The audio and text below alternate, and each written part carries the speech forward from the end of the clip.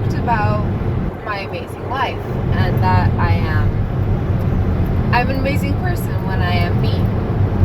I want to talk today, since I'm on a really long road trip.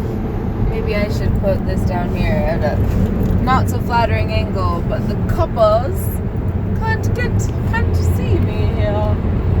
Anyway, so I want to talk about the people who made me who I am. It'll be really, really long if I do all of this in one take. So I'm going to talk about them one by one. And you can watch them as you please. First, I'm going to talk about my dad. My dad is a dreamer. And, you know, there are the dreamers that dream, and then there are the dreamers that do. And he's one of those dreamers that does. He thinks about something and it just happens.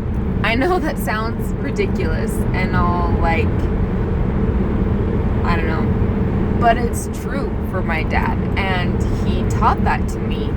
There's no unreachable dream, no unreachable goal, no unreachable anything in life.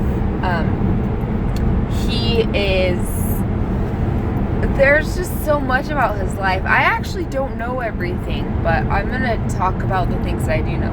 He is the 6th of 7 kids in his family, who I could do a whole thing on my Grandma Howard and my grandma and grandpa and how amazing they were, but I'm going to start with my dad. Anyway, he was the 6th of 7 kids, and he skipped a grade sometime when he was young. He grew up in Enterprise, Utah, a teeny tiny little town, but he was really encouraged to do what he believed. Well, he just wasn't held back.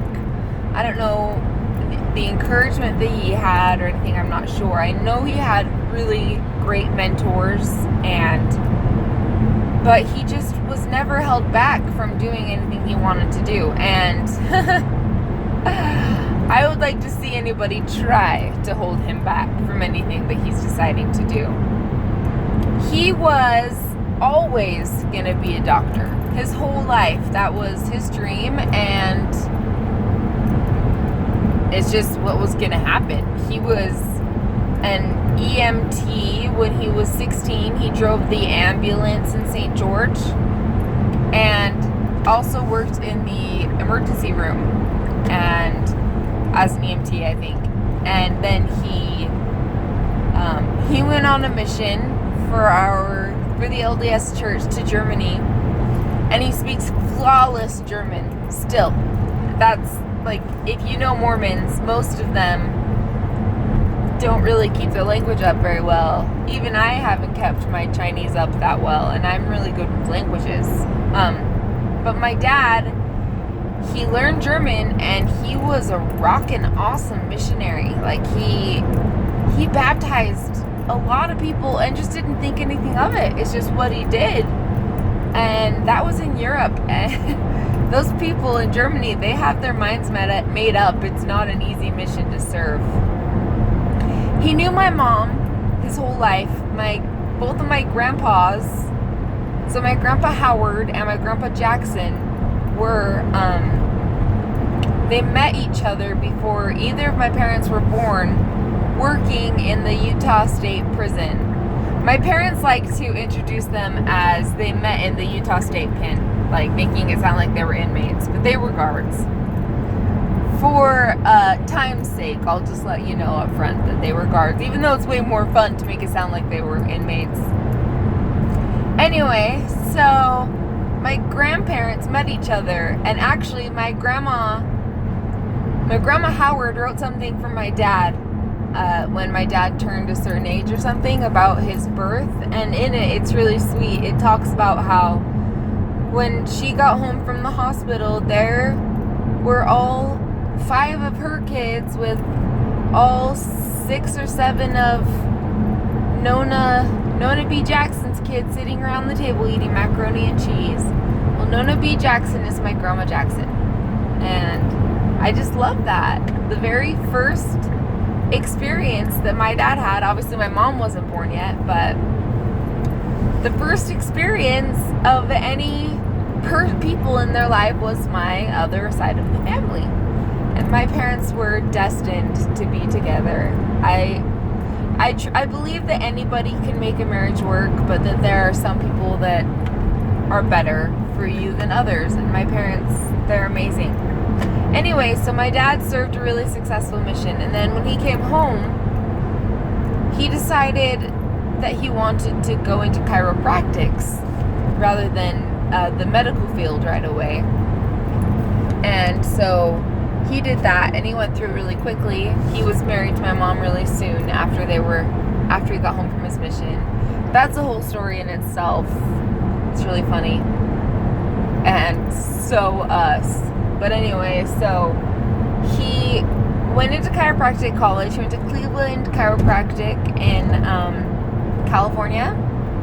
And they lived in Palmdale. My two oldest sisters, Katrina and Anna, were born in California.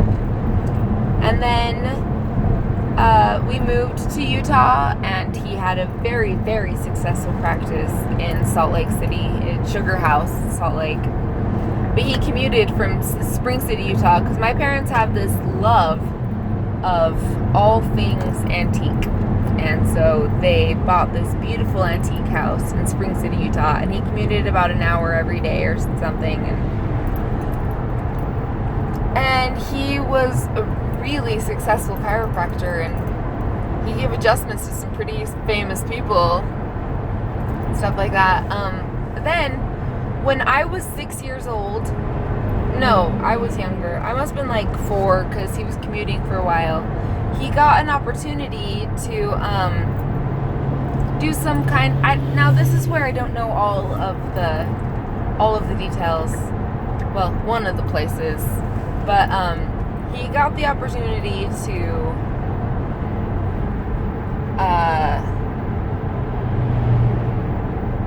do a trade, like, for chiropractors, and to get like knowledge from other countries, to give knowledge of chiropractics to them and gain knowledge of medical stuff from them. So anyway, he was commuting back and forth to St. Petersburg, Russia for a couple of years, and then eventually he and my mom talked about it, and they decided to move us all there, and we all moved to my parents and 5 children, and we actually also took my cousin Jen. We all went to St. Petersburg, Russia, and lived there for a year and a half, and he finished his medical degree at Pavlov University, and he was the dean of foreign student affairs there, and he did really well. He kept his chiropractic business going in Salt Lake while we were there. But you know what's really cool and really crazy? Now that I'm all grown up and I see things differently, they sent us to Russian public schools, and we learned Russian, and we learned chess, and we went to symphonies and ballets. Keep in mind, I was 6 and Charity was 4, and we got this experience that was just absolutely phenomenal. I learned fluent Russian. I don't speak Russian anymore, but I was a little girl, and when you're young, I didn't even know I learned it, honestly. I just picked it up. And then I went to this Russian public school, and keep in mind, this was like in 94, 93, something like that, and the wall had recently fallen, only years, and they were still trying to gather together what they had, and Russia was still a pretty blunt place to live. It was beautiful. It was amazing, and you'd be surprised at how much I still remember about Russia. But that was my dad's dream, and he became an amazing doctor, and he's just so scientific. He needs to know both sides of everything. And so he's a medical doctor and a chiropractor. That mix is rare. It's super rare. Usually they are like anti each other. But my dad he is a fantastic doctor. Now, and then when I was young, he got his private pilot's license, and we traveled the world with backpacks. With my parents, they just strapped backpacks on us at the end of our trip in Russia, and we toured Europe with a backpack when I was 7 years old, and it was awesome. I remember so much about that trip. It was beautiful. We went on trains that don't exist anymore, that were just full of just disgusting nastiness, but it was part of the experience, and it was really cool. Can you imagine bringing 5 kids plus, I think we also had Corinne, my mom's cousin, with us, and just be like, hey, why don't we go on a trip through all of Europe with 5 kids and backpacks? We stayed in hostels, we slept on park benches, literally, and it was the coolest thing. Oh, we also got sent to a jail in the Ukraine, which is a story for another day. So yes, I have been to jail when I was 7 in the Ukraine because, they thought we were American spies. But we didn't have the right color of visa.